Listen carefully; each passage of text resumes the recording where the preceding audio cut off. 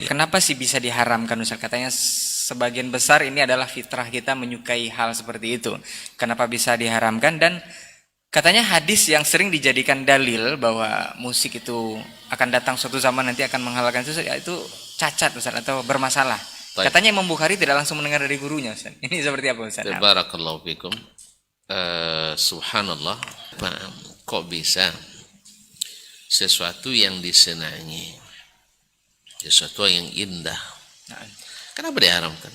Masalah haram dan halal itu kan hak Allah tabaraka wa taala. Tidak bisa di sini masalah pikiran, perasaan, masalah kita senang atau kita tidak senang.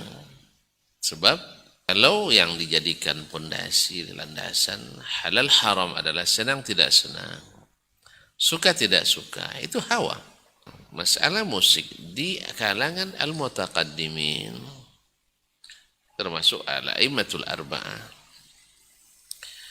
itu sudah masalah ijma', seperti dinukil oleh Imam Abu Thayyib At-Tabari, dinukil juga oleh Imam Al-Qurtubi, dinukil oleh Imam Ibnu Rajab Al-Hambali, demikian pula Imam Ibnu Qayyim Al-Jauziyah dalam kitab Ighathatul Lahfan, dan lain-lainnya. Khilaf datang belakangan, dan khususnya apa yang diriwayatkan dari Imam Ibnu Hazm rahimahullah ghafara lahu. Alasannya adalah mendhaifkan hadis tentang musik. Atau kalau dia berhasil mendhaifkan hadisnya, lalu ayat mau ditafsirkan kemana? Wa minan nas may yattakhidhu lahwal hadits liyudilla an sabilillah. Yang ditafsirkan oleh ahli tafsir paling ahli, yaitu Ibnu Abbas radhiyallahu taala anhu, bahwa ini maksud dengannya adalah al-ghina, adalah lagu. Ibnu Mas'ud sampai bersumpah, dia katakan dan mengulang-ulang bahwa yang mana dengan lahwul hadits adalah al-ghina.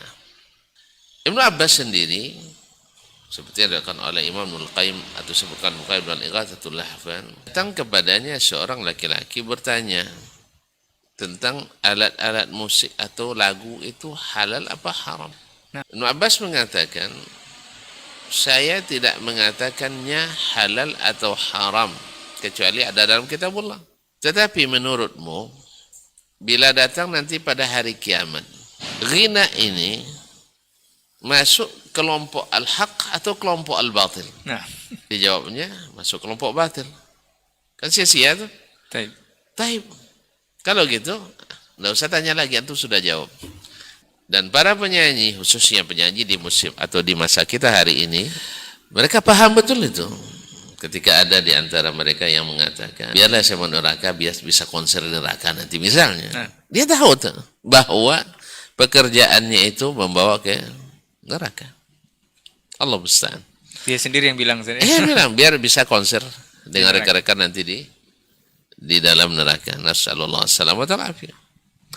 Ini sebenarnya perkataan yang sudah sangat berani menentang Allah tabaraka wa taala. Di sisi ini sudah ada ijma'. Lalu Ibnu Hazm mendhaifkan hadis tentang itu dengan alasan hadisnya dalam Sahih Bukhari, tapi hadisnya mu'allaq. Dan hadis mu'allaq, kata Imam Al-Bukhari, qala Hisham ibn Ammar, berkata Hisham ibn Ammar. Ibnu Hazm rahimahullah ta'ala, karena dia penikmat musik, memang dia lahir di istana, dia itu memang orang keluarga istana. Pertama kita katakan, kalau memang dia dengan dalil bahwa tidak sahih hadisnya, tentu kita menolaknya dengan membuktikan kesahihan hadis itu. Karena hujjah tentu harus digugurkan dengan hujjah. Tidak bisa dengan demo, tidak bisa dengan persekusi. Ibnu Hazm rahimahullah dalam hal ini dia berjihad. Dan Ibnu Hazm dengan kelebihan yang dia miliki, tapi kadang-kadang ada silapnya. Misalnya ketika dia mengatakan tentang Imam At-Tirmizi, Muhammad bin Sawra At-Tirmizi, dia bilang majhul dalam kitab Al-Muhalla. Coba bayangkan, Imam At-Tirmizi, ia termasuk dari salah satu dari 6 ahli hadis paling masyhur di sedunia Islam. Dia bilang majhul, tidak dikenal. Makanya Imam Zahabi marah besar sama dia. Bal antal majhul ya Ibn Hazm. Kalau demikian Imam Ibn Hazm rahimahullah tentang Imam Tirmizi saja dia tidak tahu. Mungkin saja dalam masalah hadis ini pembahasannya tidak mumpuni. Wallahu a'lam. Karena dia hanya mendhaifkan dengan alasan hadis Al-Bukhari mu'allaq. Artinya sanadnya digantungkan. Tidak dikatakan oleh Imam Al-Bukhari haddatsana Hisham ibn Ammar. Nah, dalam bab ini, dalam masalah hadis-hadis Sahih Bukhari, al-mu'allaqat fi Sahih Bukhari, yang paling menguasai masalah ini tentu para ulama asli istikhraj atau sahih ashabul mustakhrajat, atau yang mentatabbu' hadis-hadis yang mu'allaq dalam Sahih Bukhari atau dan Sahih Muslim. Maka kita kembali pada mereka.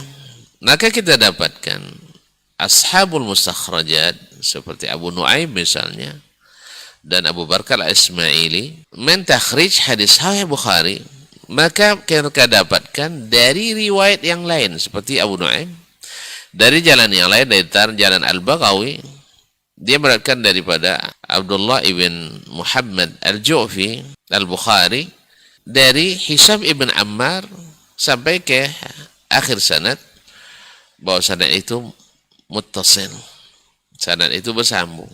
Berarti di luar Sahih Bukhari sanad itu bersambung ke Hisham ibn Ammar dan sanadnya terang seterang matahari di siang hari seperti sekarang ini. Nah, dengan satu takhrij ini saja kita sudah katakan perkataan Ibnu Hazm dalam masalah ini sudah gugur bahwa hadisnya dhaif sebab hadisnya sahih karena sanadnya bersambung.